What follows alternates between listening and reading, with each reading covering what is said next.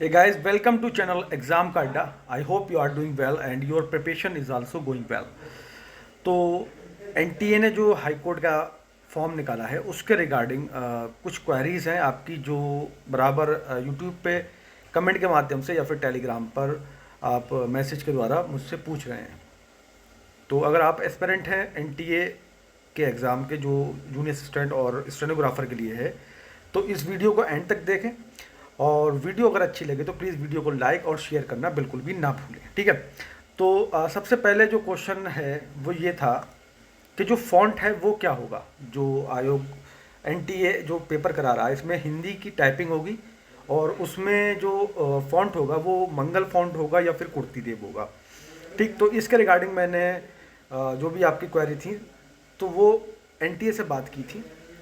उनके अनुसार अभी कुछ भी जो डिटेल है, पहले तो उन्होंने वो जो शुरू से करते आते हैं टल्ला देना कि वेबसाइट पे है आप देख लीजिए वहाँ पर. मैंने उनको बोला कि भाई वेबसाइट पे नहीं है और वेबसाइट पे नहीं है इसीलिए मैंने आपको कॉल की है ये जानकारी लेने के लिए.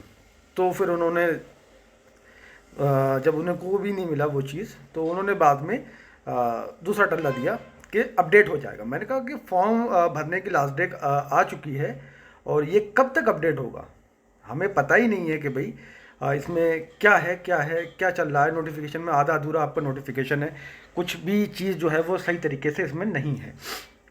ठीक है. तो फ़ॉन्ट का उन्होंने मना कर दिया और मतलब फ़ॉन्ट क्या जो भी चीज़ मैंने पूछी उन्होंने सबका ये कह दिया कि भाई इसका जो है वो हम नोटिफिकेशन वेबसाइट पे आ जाएगा, अभी नहीं है तो बाद में आ जाएगा.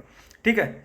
लेकिन अगर मैं देखूं यूपी का जो अभी फ़िलहाल लास्ट ईयर ही एग्ज़ाम इन्होंने कराया था तो फ़ॉन्ट जो है वहाँ पर मंगल था. ठीक है. एनटी ने जो कराया था. अब कुछ लोगों का ये कहना है कि सर उसमें क्या था कि यूपी में मंगल पे काम होता होगा इसलिए मंगल पे टाइपिंग दी गई है. तो हमारे यहाँ कुर्ती देव पे काम होता है तो कुर्ती देव पे होगा. तो मे भी पॉसिबल कि कुर्ती देव पे हो, बट वो जो भी हो फ़िलहाल वो नोटिफिकेशन आएगा. अभी तो नोटिफिकेशन इसके बारे में जानकारी ना एनटीए को है. जब एनटीए जो एग्ज़ाम करा रही है एजेंसी उसी को ही नहीं है तो फिर किसी को भी नहीं होगा. ठीक है. झूठ बोलने से या फिर टल्ले मारने से कुछ नहीं होगा. मैंने अभी आपको कमेंट के द्वारा यही बताया कि जो एनटीए ने अभी इलाहाबाद हाई कोर्ट का एग्ज़ाम कराया था उसमें मंगल फॉन्ट था तो मे भी पॉसिबल कि मंगल ही हो. ठीक है. तो आप जो है अगर कुर्ती देव आपको लगता है तो कुर्ती देव की तैयारी कर लीजिए और मंगल लगता है तो मंगल ही कर लीजिए. बाकी जब नोटिस आएगा तब ये चीज़ें क्लियर हो जाएंगी. ठीक है. दूसरा सवाल था कि भाई टाइपिंग जो है वो उसी दिन होगी या फिर टाइपिंग बाद में होगी, तो इसका भी कुछ मेंशन नहीं है. ठीक है. और मैंने ये बात भी उनसे पूछी, उन्होंने ये भी कह दिया. पहले तो बोला कि बुलेटिन में है, फिर मैंने कहा कि नहीं है तो बोले कि वो बाद में आ जाएगा फिर. ठीक है. तो अगर मैं इलाहाबाद हाई कोर्ट का देखूँ तो उन्होंने उसमें अप्रॉक्स दो महीने लग गए थे. ठीक है. तो बाद में ही हुई थी टाइपिंग, तो ये मान के चलो कि टाइपिंग इसकी बाद में होगी, उसी टाइम नहीं होगी. ठीक.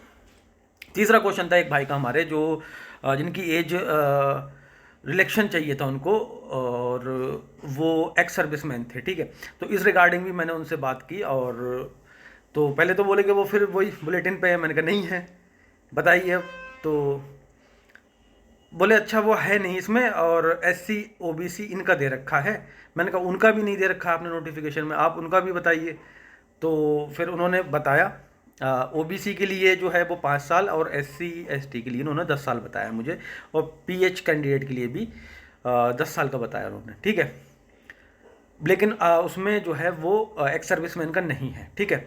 और जो मेरे भाई मुझसे जो कमेंट करके पूछ रहे थे, मैसेज भी किया था, तो मैं उनको यही बोलना चाहूँगा अगर आपका फॉर्म फिल नहीं हो पा रहा है तो भाई आप एलिजिबल नहीं हैं.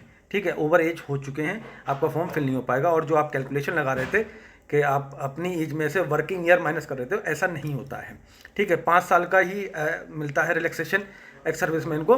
तो 35 साल इसकी मैक्सिमम एज है और 35 में 5 जोड़ लीजिए यानी कि 40 ईयर इसकी मैक्सिमम एज है. यानी कि 40 ईयर तक आप भर सकते हैं अगर कोई एक्स सर्विसमैन है मेरे हिसाब से. ठीक है. एनटीए को तो इसकी कोई जानकारी है ही नहीं, तो आप ओवर एज हो चुके हैं. ठीक है. तो 3 क्वेश्चन थे, तीनों के मैंने आपके जवाब दे दिए हैं.